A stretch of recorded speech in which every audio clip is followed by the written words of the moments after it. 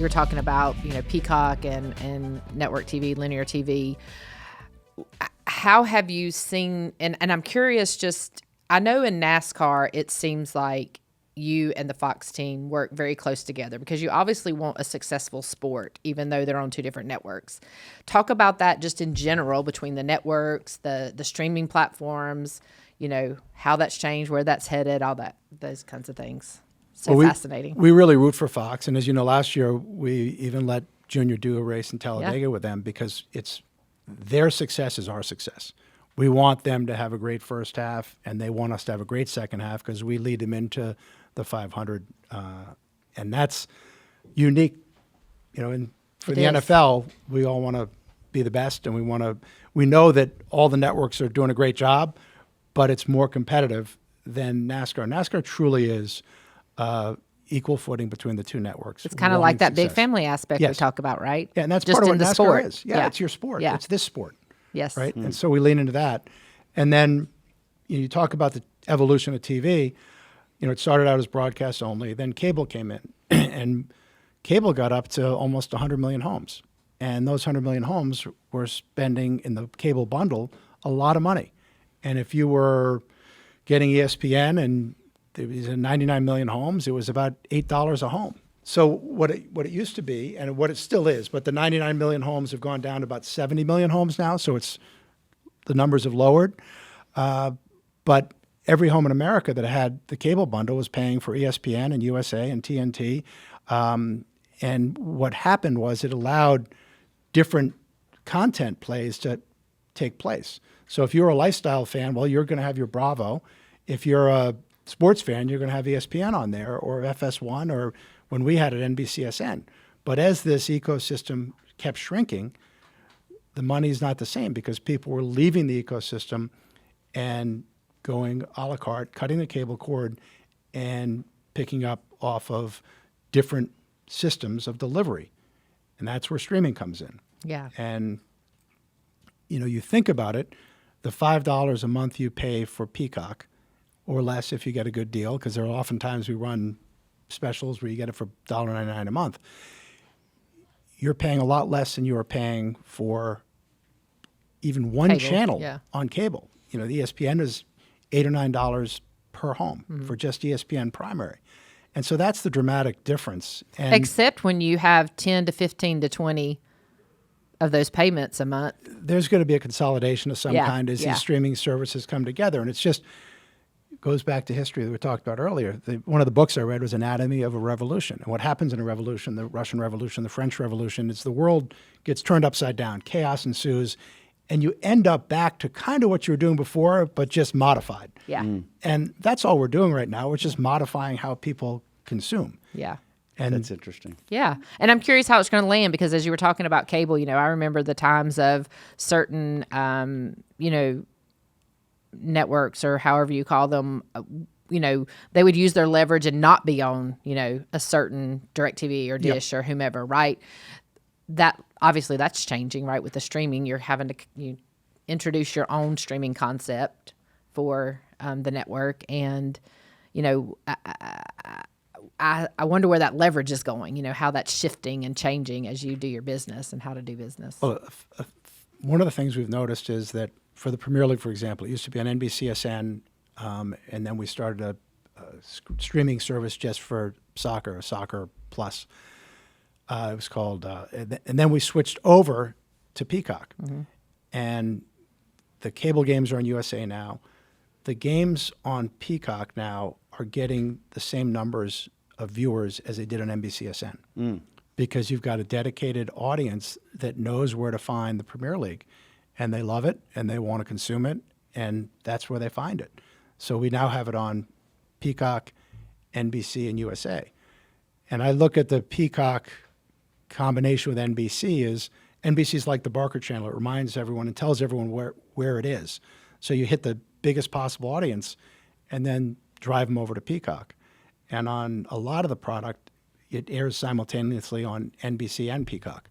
So Sunday Night Football, we're getting more and more viewers on Peacock than we did on NBC, but the total number is higher. and it's just a different way people are consuming. And your audience is younger on streamers. Where does this end then? Or not end, but where is this going? Is it going I'm not just talking NBC, I'm talking about mass market general stuff. It sounds to me like you're saying that with the cable bundles, consumers and people like myself we're paying for stuff that we don't even watch because we're paying basically every network for to cover their cost. And I may not watch Bravo. I may stay all this stuff. You should. I'm ashamed of you. Well, bad Real example, Housewives right? is great stuff. Below Bad Deck. example, Mike. Below Deck. Come on, let's go. Dale Jr. and Amy cover me on that one. Okay, thank you. They spend more time on that than I do. But the fact is that you spend all that stuff. So then it becomes a la carte where you can go pick and choose streaming platforms.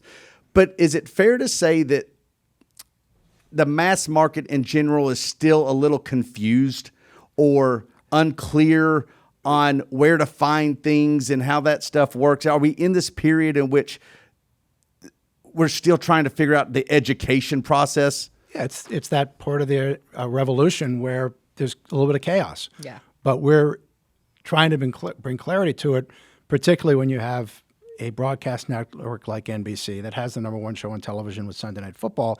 You can talk to a lot of people in one place and tell them the value of Peacock and drive audience to where you need them or want them to go, and find out that ultimately they're getting a great opportunity to consume a ton of great content for a less than a cup of coffee. Yeah. Right. And what you're saying is not any different. I mean, I like that revolution example, because what you're saying is no different than when TVs were introduced, right? I was thinking about your question, the generational aspect of it. The older generation probably, obviously has a harder time on the streaming aspect of it. I know when we were trying to teach our mom to use her phone and do this, that, and the other, right? And then you've got the streaming aspect of things for the young, because they got their kids everywhere. I mean, their phones and their iPads and all that. But the same thing happened when you introduced TVs, and then when you introduced cable, and then, like those changes and challenges and that revolutions always happened. I think that's just important for people to realize and understand, because people think that this is some new concept, this new change. Oh my gosh, they're blowing the world up. Streaming's coming, social media, da-da-da. But that's happened in our life as different things were introduced to people that Right.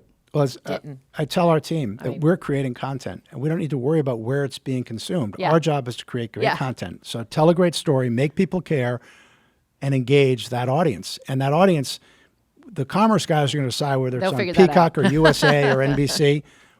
They can figure that out. Or the newest thing, right? We need to do the best possible job telling that story, building stars, making people care, Yeah. and making sure they come back and watch again. Yeah. To complicate it even more, and to make Sam's job even more fun here, is that, you've got like Xfinity team owners, for instance, that where the races are broadcast matter a great deal in your business model. Absolutely. I'm not saying the business model is the best business model that just cashes checks all the time. No. Racing is a difficult business model for sure. But then you do have a stake in this game, in that if it's on this network, if it's on NBC primary, we know more eyeballs, right? If it's on another channel, then you can take that number. And then if it gets on streaming right now, even in this revolution, that still matters to you. Yeah. And so I'm sure Sam has to hear it from everyone, right? I mean, it's not just, we say fans, but which we are fans, but then also the stakeholders in sports and in every sport. I'm sure the NFL teams have something to say. I'm sure everybody wants the network that has the most eyeballs now. Give me it now, right? Yes, but the fascinating part is they call it a partnership, but we're spending the money to put your product on the air. And so shouldn't you get to say so where it goes? that's the business model, and that's why it's a complicated model, right? Right. And so you have to figure out how it works for everyone. And it is a partnership in that all sides want the most eyeballs of possible. But we also have to cover the cost of that. And how do you find the best way to create commerce that's going to create the revenue streams that can make it palatable for all involved? For a long-term plan, too, a long-term strategy. A lot of people say to me, these other podcasts would work if JL Jr.'s on all of them. And I'm like, of course it would. I know the way to quick numbers, right? Yeah. And big numbers. But Dale Jr. also fly from here if we start using him in all those ways, if we start utilizing him that way. It's not a long-term strategy. But and that's essentially what I'm hearing you say is that, listen, you're trying to build some stuff. You're trying to, maneuver in a way that keeps up with the times and the consumer habits. And therefore, there's value in putting him on there now, even if you know that it's not the biggest number that we'll get on this Sunday or anything like that. Fair? And the question comes down to is, when does that cable universe shrink to the point where it no longer has the same value to the consumer? When it gets below 60 million, 50 million, when does that happen? And when's the tipping point where you're better off going direct to consumer? And the cable world is dramatically different. Explain that, direct to consumer. Explain Streaming. Just streaming. Streaming is direct to consumer. That's because right. You're not going through a middleman. Yeah. Hey, if you like that video, you'll love the entire podcast. The Dale Jr. Download, it's available on all major podcast platforms.